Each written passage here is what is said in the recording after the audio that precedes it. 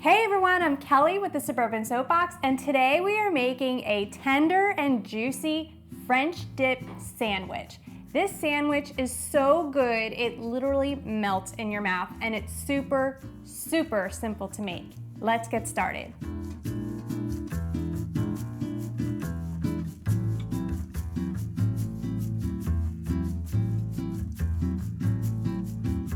To make your French dip sandwich, you're just gonna need a few ingredients, and we're making this one in the slow cooker.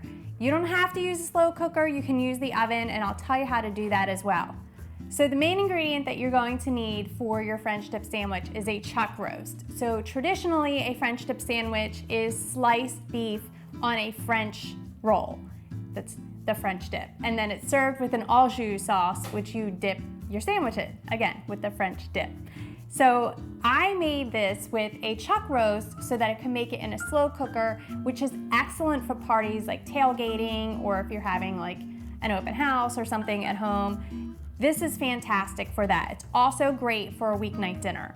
So chuck roast is fairly inexpensive given the price of beef right now. This is going to be your most inexpensive cut. It is on the tough side, so braising is imperative, and that's why we're cooking it in the slow cooker.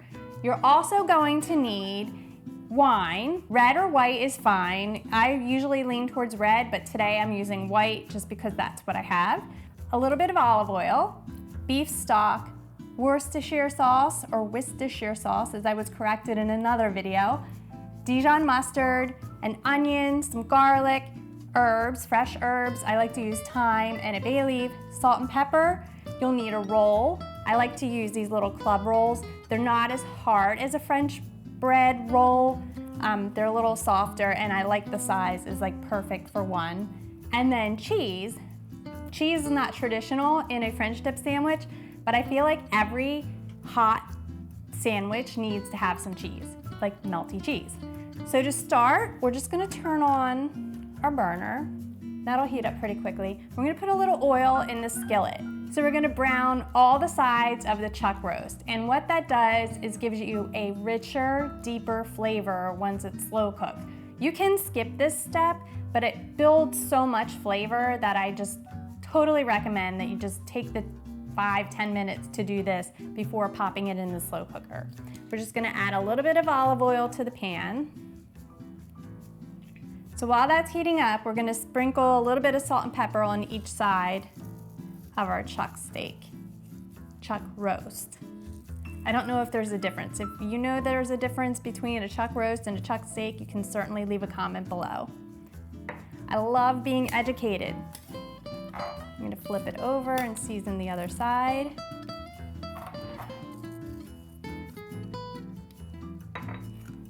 Now that our pan's finally hot, we're going to take our chuck roast and put it in there to brown it. Love that sizzle. While that's browning in the pan, we're going to slice up our onion, and I'm going to use one very large sweet onion. If you don't have one this big, you can just use like 2 smaller onions, but you want a lot of onion in there. It really gives it a lot of flavor while it's cooking down. So we're gonna cut off the top and the bottom, make a little base so it doesn't roll off my cutting board. We'll get rid of that last peel. And now we're just gonna slice it. And you want them fairly thin. They don't wanna be paper thin because they'll just vanish into the dip.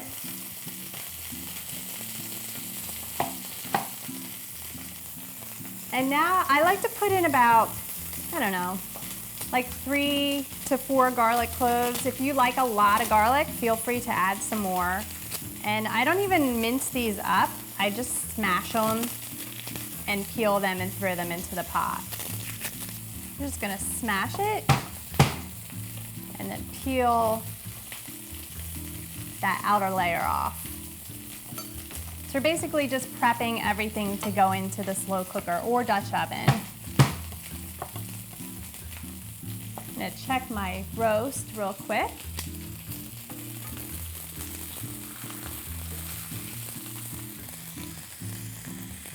Yep, we have a nice crust.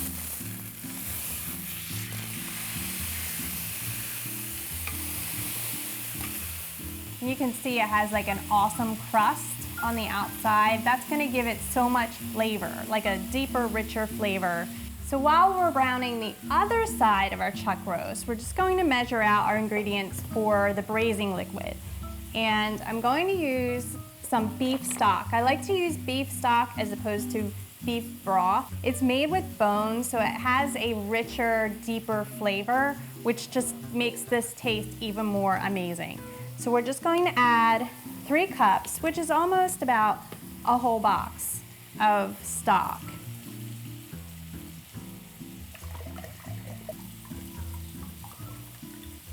So it's about 3.5 cups. There's still a little in there. I hate having waste, so you can definitely add the rest if you want, but it's not imperative. We're gonna add some Worcestershire sauce, and then the wine, and some Dijon mustard. And then we're just gonna whisk all that together. I forgot the salt and pepper. Now we're gonna whisk it all together.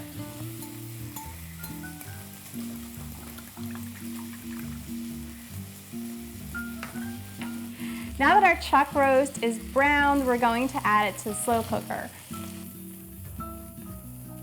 And I just plop it right in the center.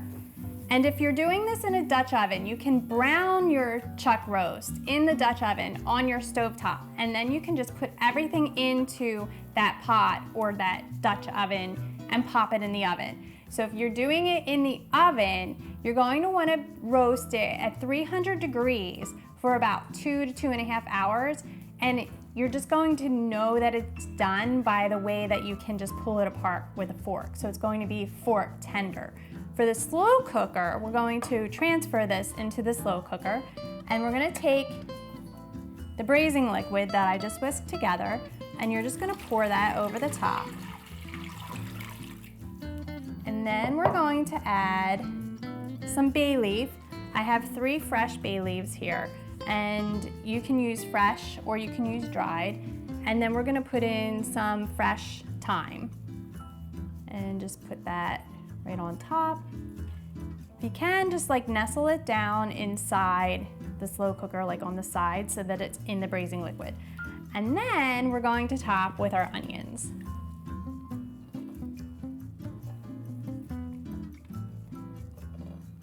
And the garlic.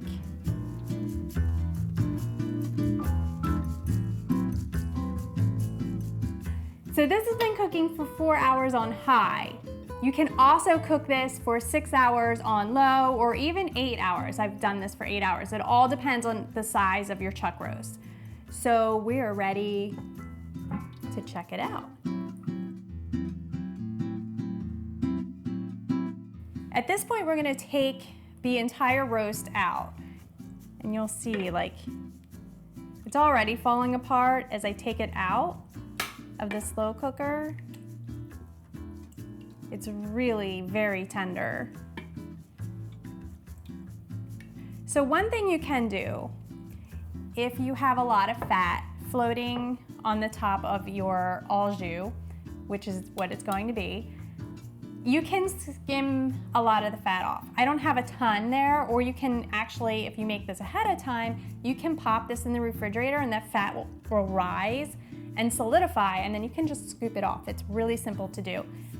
So we're just gonna break this up into little pieces, and you can do this easily with a fork, or you can use the tongs like I'm doing here. And this is like so perfect for game day because you can actually just like put it back into the slow cooker to keep it warm, and all that juice and all the broth and everything gets into the meat, making it even, oh, it tastes even more amazing then. Just gonna take this baking sheet and we're gonna set up our sandwiches. And again, with the club rolls, if you want your roll to be extra flavorful, you can dip the entire roll into the au jus. I know that that's what they do at one of the famous restaurants in California where the French dip sandwich was made famous. I don't like my sandwiches that messy, so I like to serve my dip on the side. So we're just gonna fill our roll. All right, so there's one sandwich. And then we're just gonna sprinkle a little bit of cheese on top. You can totally cover the whole thing in cheese if you like. I just like a little bite of the Swiss.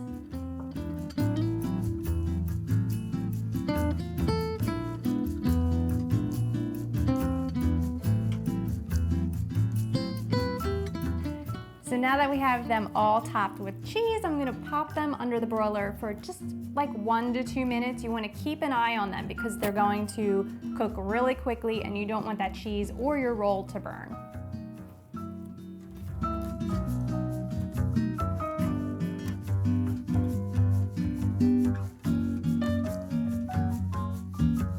There we go. Our French dip sandwich with extra cheese, of course. Give it a nice healthy dunk. Oh, it smells amazing. That is so amazing. The beef just melts in your mouth. It is so, so tender, so flavorful. It is the perfect sandwich. Definitely make this for game day.